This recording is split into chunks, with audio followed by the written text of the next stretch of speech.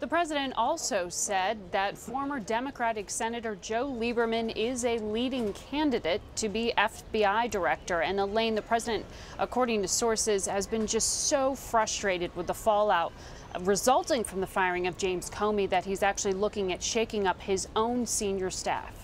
Well, Margaret, I want to get back to that potential shakeup in a minute. But first, after repeatedly calling it a witch hunt, we saw the president hit back at the appointment of a special counsel. That follows the White House just 24 hours before, saying they essentially welcomed the decision. How do you reconcile that messaging? Well, the message we got on paper last night was measured, it was specific, it was welcoming, and it said this would all come to the conclusion that the president said was the truth in his view, that there was no election meddling that he knew of on behalf of Russia to help him.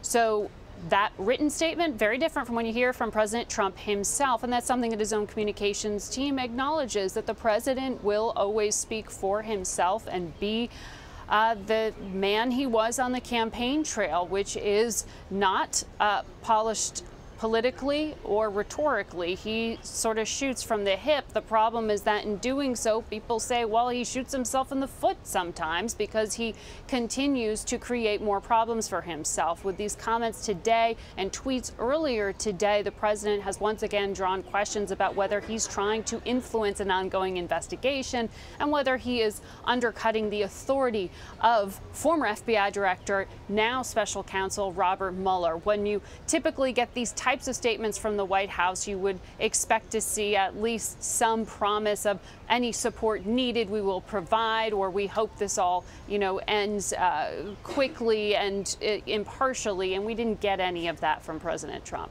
Margaret, also, as you pointed out, despite saying last week that he had decided to fire Comey before he met with the Attorney General and Deputy Attorney General, the president said he acted in part on Rosenstein's recommendation. While Rosenstein, as you noted in your piece, in a briefing behind closed doors, told senators that he, quote, learned that the president would fire James Comey on May 8th. I completed my memo on May 9th.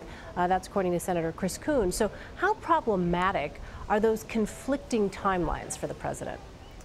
Well, for people outside of the Washington Beltway, this may all sound like nitpicking when you piece together that timeline. But why it matters is because it gets to that question of whether the Deputy Attorney General truly was in any way being pressured into penning that memo that was initially used as by the White House as justification for firing of FBI Director Comey. But then the president said, look, I decided that a while ago in that interview that he gave to NBC News shortly thereafter. So this gets once again to that question of whether the executive branch here, whether the president himself is trying to influence an investigation that touches not just him, but his campaign. And that's why it matters, because that could in some way raise questions about whether the Deputy Attorney General, Rod Rosenstein, who is overseeing this investigation, because remember, the Attorney General had to recuse himself because he also hadn't reported contacts he had with Russia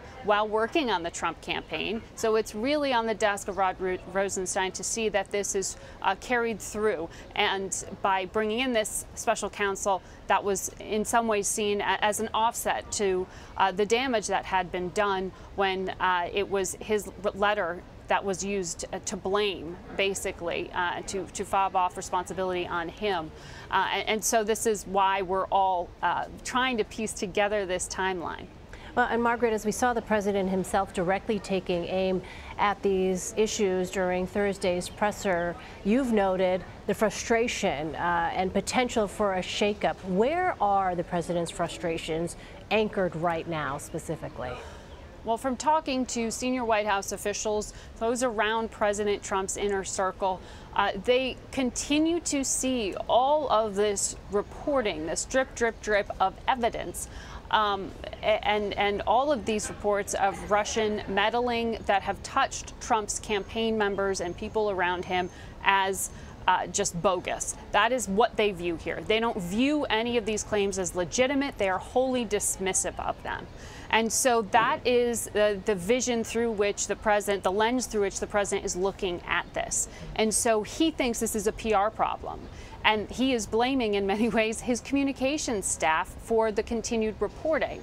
The problem with that justification is, of course, when some of that reporting is actually well-sourced, factual, and has come to prove that statements given by White House officials were not only misleading, but wholly false. Of course, the example that we think of time and again is when Vice President Mike Pence went out and found out after the fact that he was told falsehoods, or at least misleading statements, by former National Security Advisor Michael Flynn. And it was because of that misstatement or lack of truth-telling that led to Flynn's firing. And so you can't just wholly dismiss these press reports as bogus when, in fact, the White House has been forced to deal with the consequences of the facts that have been uncovered in this reporting. And so that is where dismissing this as a PR problem, many would say, means the president isn't realizing the extent of the issue politically that he faces here.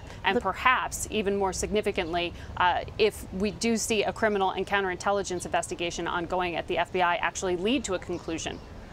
Well, Margaret, the president also said Thursday he's, quote, very close to choosing a new FBI director and that Joe Lieberman is one of his top candidates. Do we know where that process stands right now? The president's still mulling over this. Remember, it was just yesterday that he had a parade of candidates come in here to the White House to meet with him and with Attorney General Jeff Sessions. That process was sort of abruptly ended with this news from Deputy Attorney General Rod Rosenstein that he was appointing this special counsel. So attention somewhat got diverted last night. It was picked up again today. We know from the president, his own comments today, that Lieberman remains a leading candidate. It's not clear yet, though, whether we will get a final choice from him before the president gets on Air Force One and heads to Saudi Arabia tomorrow. There was a desire to really expedite this, but as I said just last night, the process kind of got interrupted there. So we will see. If the president likes to get things done, he might want to take this off his checklist. But from what we are hearing, there are still some questions about whether everyone in the White House can get on board putting a Democrat in the position of leading the FBI, even though he has such a credible reputation on Capitol Hill. All right, Margaret Brennan at the White House. Margaret, thank you.